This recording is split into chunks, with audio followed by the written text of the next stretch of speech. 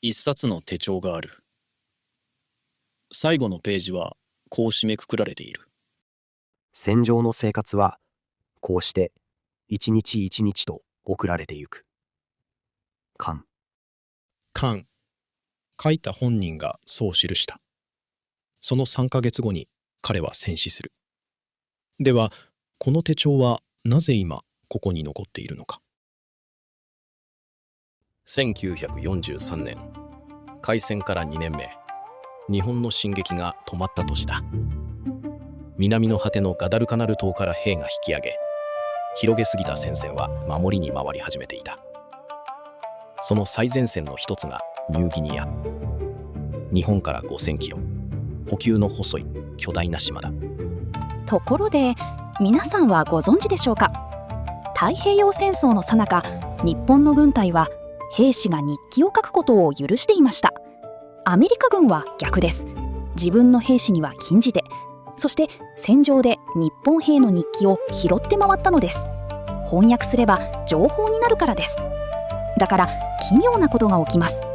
日本兵の何気ない一日が敵の手によって今もたくさん残っているのです。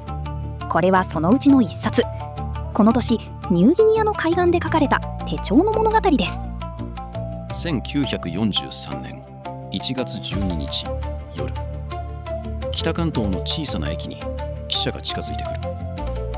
ホームに立っているのは駅長と駅員が 2,3 人。それだけだ。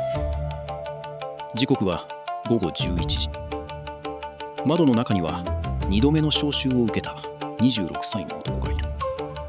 栃木の農家の生まれ。汽車は彼のふるさとの駅を止まらずに通り過ぎていく。これが今生の見納めと思えど、なんと冷静なる心境であろう。家には書き溜めた日記を残してきた。出征の時、焼こうとしてやめた。この身が白木の箱で帰った時、本当に我の子としての心が分かってもらえるだろう。2月、ウェワク。日本軍がこの島の拠点として飛行場を築いている最中の海岸だ。上陸した彼を迎えたのは敵ではなく雨だった。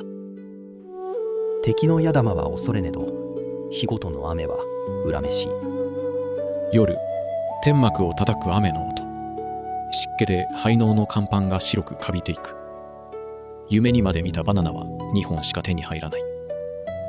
昼、空を見上げれば太陽が北を通っている。赤道の南に来たのだ。ふるさとを拝む方角もここでは北になる。ところ変わると、全く北が懐かしいとは皮肉とも何とも一人おかしい。夜には空襲が来る。彼は防空壕に入らず寝転んだまま空を見ている。木と味方の打ち出す弾が傾向して、まるで尺玉花火のように美しい。そして月の晩には手帳を開いて歌を読む。秋草のなびきて静けし、戦場に野鳥なきて月光白し。4月のある朝、戦友を乗せた船が目の前の湾で沈んだ。前の日、浜辺で分隊の人たちによろしくと言って別れた友だった。波立ちていつも変わらざる海なれど、友を飲みしと思えば憎し。12月8日、開戦からちょうど2年の夜。彼は海辺に立っている。保証だ。月が出ている。波の音がする。手帳は最後のページにたどり着いている。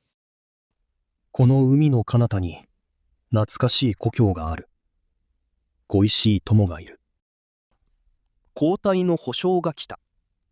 なんとなく自分の責任を果たし得たように心が軽くなる。戦場の生活はこうして一日一日と送られていく。手帳はここで尽きた。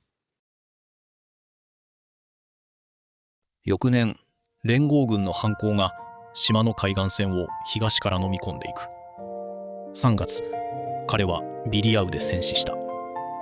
手帳は戦場に残された。冒頭の話を思い出してほしい。拾ったのはオーストラリア軍だった。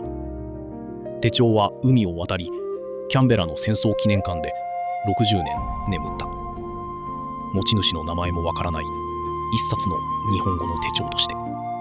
60年後、一人の研究者がそれを訳し、持ち主を探し当てた。田村義一、栃木県小山の人。2003年12月、手帳は家に帰った。